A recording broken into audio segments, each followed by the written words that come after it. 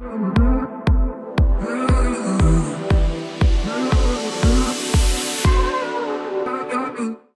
à toutes et tous, je suis Cécile Hervier, consultante au cabinet Paradox Conseil. Je vais vous présenter quelques points clés de l'étude que nous avons réalisée avec l'AFDAS et Allianz pour le secteur de la presse d'information générale sur la marque employeur. La marque employeur est devenue un sujet important car c'est un levier pour répondre à des enjeux que rencontrent beaucoup d'entreprises aujourd'hui, quel que soit leur secteur d'activité. L'objectif de cette étude pour le secteur de la presse d'information générale était donc de faire un diagnostic de la marque employeur du secteur dans son ensemble et de celui de ses entreprises. Quels enjeux et leviers d'attractivité, de fidélisation et d'engagement des salariés, quelles pratiques RH déjà mises en œuvre pour y répondre. Ce diagnostic a permis d'établir un plan d'action marque employeur en soutien à ces enjeux. Pour faire cette étude, nous avons interviewé des employeurs et des salariés de la presse et également des jeunes en orientation, des étudiants, des prescripteurs de l'orientation et des conseillers en reconversion. Une enquête par questionnaire a permis en complément de recueillir les visions de plus de 1300 personnes. Afin de compléter ces témoignages, nous avons mené un benchmark de bonnes pratiques et une analyse qualitative et même sémiologique de différents supports de communication, tels que les offres d'emploi, des sites internet présentant le secteur, ses métiers et ses entreprises. Voyons maintenant les principaux résultats de cette étude.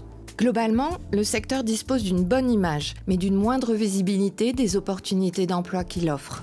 La place reconnue de la presse dans l'environnement social et la notoriété de ses titres contribuent largement à sa visibilité et à sa reconnaissance. Néanmoins, la promesse employeur du secteur en termes de diversité des métiers qui peuvent être exercés et les possibilités de développement professionnel, la marque employeur est un sujet dont de plus en plus d'entreprises du secteur s'emparent. 30% des entreprises ont déjà engagé des actions en la matière et 40% souhaitent s'y engager. Elles s'intéressent à la marque employeur parce qu'elles cherchent à améliorer leur visibilité en tant qu'employeur auprès de candidats potentiels et à fidéliser leurs équipes. Mais il s'agit aussi de maintenir l'engagement des équipes, notamment lorsque l'ancienneté est importante ou que l'entreprise rencontre des difficultés. Quelles pratiques RH en appui de leur marque employeur? Les actions mises en œuvre dans les entreprises sont très nombreuses, même si elles n'ont pas toujours le label marque employeur. En termes de communication et de promotion des métiers, par exemple, 46% des entreprises interrogées vont présenter leur entreprise dans des établissements d'enseignement. On constate que beaucoup d'entreprises cherchent à améliorer leur process de recrutement, mais l'intégration des nouveaux salariés reste cependant un domaine de progression. En matière de fidélisation, chaque entreprise peut mobiliser différents leviers, comme la rémunération, les conditions de travail, la communication interne, le développement des compétences et aussi des mesures en termes d'engagement social ou environnemental qui présentent de plus en plus d'importance pour les salariés. Dans un contexte où le marché du travail évolue et les attentes des salariés se transforment, le développement d'une approche globale de marque employeur, s'appuyant sur les différents leviers dont disposent les entreprises, est un enjeu important. 4 axes de progression ont été identifiés pour les entreprises du secteur de la presse d'information générale. Le premier, engager toujours plus largement les entreprises sur la marque employeur afin que toutes les structures puissent la déployer. Deuxièmement, renforcer la visibilité du secteur en tant qu'employeur. Troisièmement, renforcer l'attractivité des entreprises elles-mêmes. Et enfin, renforcer la capacité de fidélisation et d'engagement des salariés dans les entreprises.